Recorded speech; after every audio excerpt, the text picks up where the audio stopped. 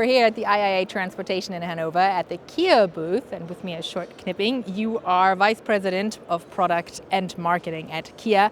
And well, this is kind of a new segment for you guys, showing all sorts of light commercial vehicles.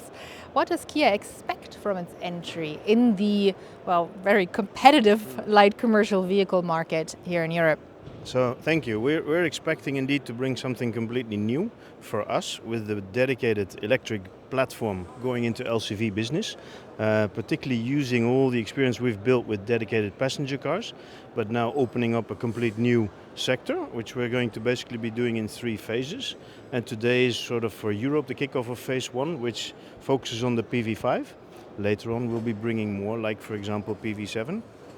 And the 3rd phase will really make it modular in its best form. Okay. And what kind of customer groups are you going to be addressing with that?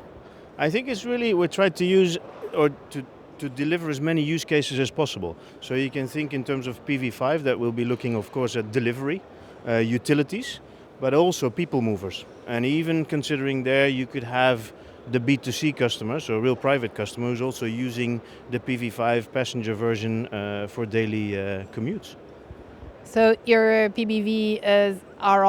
your concepts are all electric. Is that by choice? Is that like a strategic decision, or is it just a coincidence? Moving into purpose-built vehicles, platform beyond vehicle with dedicated EV platform is part of our Plan S strategy to become a global sustainable mobility provider.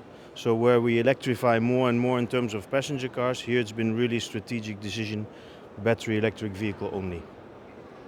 You promise a lot of flexibility with your vehicles. Do these superstructures work in practice already? And can you maybe give a few examples of how customers use it or can use it? So where we are today, when you're talking about the easy swap system that we're testing, I would say until the end of next year we are in the testing and verification of this concept, and then we're looking at bringing it to market beyond 2027. And then you can think of, for example, a first use case is a simple box, and then in a second ownership cycle it could transform into a refrigerated box, for example. Okay, well, let's talk numbers. There's very little that you've given so far about these PBVs.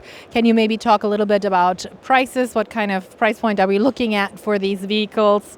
There's a lot of discussion in Europe about fleets and fleet limits and electric mobility. So what are customers looking at? What I can tell you is that we are looking at a very competitive solution when it comes to total cost of ownership for these PBV business.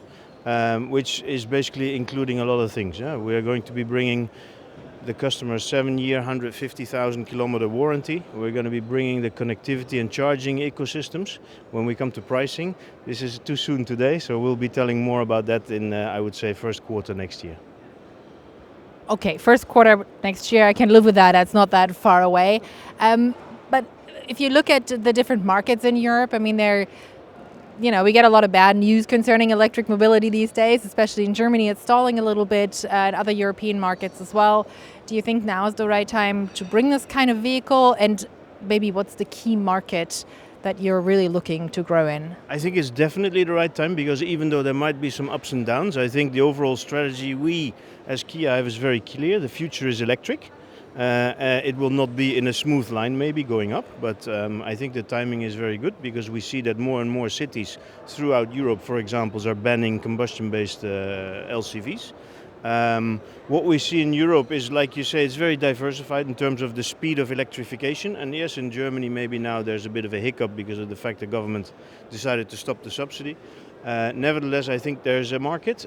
Big markets for us in Europe include Germany, but also UK and France have a very big base when it comes to LCVs, and also when it comes to the electrification of LCVs. So prices, you said first quarter next year. How many of these are you looking to sell once they hit the road? We don't disclose any particular sales figures, but I think what we expressed this morning during the press conference is that we are building a global capacity that starts with 150,000 units, and gradually towards 2030 we'll extend this to a capacity of 300,000 vehicles. So is this the vehicle of the future? For me it is, in the LCV business, absolutely. All right, sure. Thank you very much for this interview and have a good trade show. Thank you very much.